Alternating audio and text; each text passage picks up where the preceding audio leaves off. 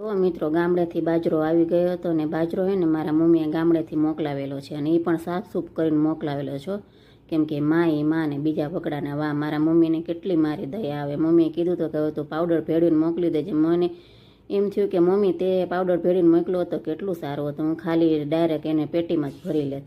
પણ મમ્મીએ એ કામ મારા માટે બચાવી દીધું. અને જો મારે દળવાની હતી વરિયાળી, કેમ કે અત્યારે ખૂબ જ તડકા પડે છે તો વરિયાળીનું શરબત શરીર માટે બહુ જ સારું. અને દળવાના હતા ઘઉં, અને ઘઉંમાં હું નાખું છું સોયાબીન, કેમ કે આપણે પનીરને એવું તો ન ખાતા હોય પણ આ પનીર જેટલું જ આ કામ કરે સોયાબીન, એમાં પ્રોટીન ભરપૂર હોય. ને જો બાજરો દળાઈ ગયો છે અને ઢોકળાનું, હાંડવાનું, ઇડલીનું બધા દેણ આજ મારે ધરવાના હતા. અને કામ કરી કરીને તો મને લાગી ગઈ હતી ભૂખ. પણ આજે જમવાનું તો કાંઈ બનાવવાનું નહોતું, કેમ કે રાતનું જ બચી ગયું હતું. આપણે રાતનું બચેલું જ જમવાનું છે, કેમ કે રાતે પાઉંભાજી બનાવી હતી. કાંઈ જવા તો ન દેવે, હોટલોમાં જતા હોય તો ત્યાં 3 દિવસની આપણને પીરસી દેશે. આ તો આપણે ઘરની તાજી બનાવેલી હોય, ફ્રીજમાં રાખેલી હોય, આપણા નજર સામી હોય, એટલે એ જ મેં આજે બપોરે જમવામાં લઈ લીધા છે. અને પાઉં એ પડ્યા હતા, પાઉંને પણ ગરમ કરી લીધા છે, કેમ કે આપણે બાયુનો ઉતારો જેવો છે, બાયુનો જીવો જેવો હોય કે વસ્તુ પડી હોય આપણે જવા ન દઈ. અને પતિદેવે જમવામાં નથી અને રાજકુમારે નથી, એટલે આપણે હાલે ગમે ખાઈ લેવાનું.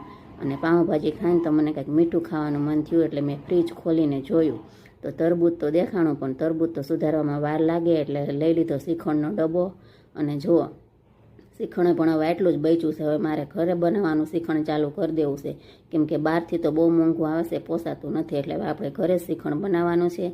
તો મેં એક શ્રીખંડ પણ એન્જોય કરી લીધું છે, એકદમ ઠંડુ ઠંડુ અને એકદમ મીઠું ખાવાનું મન થયું હતું. એટલે હવે ખાઈને તો એવી નીંદર આવે છે તો એમ થાય કે એના આડી પડી જાવ.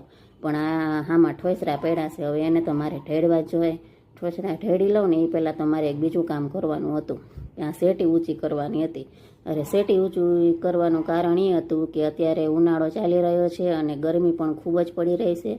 તો મેં મારા ગોલું માટે જુઓ ગયા વર્ષનું એસી કે કુલર જે કયો એ લીધું હતું, એ મેં સાચવીને મૂકી દીધું હતું, કેમ કે ઉનાળો પાછો આવે ત્યારે કાઢવાનું હતું. એટલે ઉનાળો આવી ગયો છે અને ગોલું માટે મેં કુલર પણ કાઢી લીધું છે. અને ગોલુંને પણ અત્યારે ખૂબ જ તડકો છે, એટલે મેં એને પાણી પીવડાવી અને સુવડાવી દીધું છે. હવે એને ઠેઠ 5 વાગે ઉઠાડીશ, ત્યાં સુધી ગોલુંને આરામ કરવા દઈશ.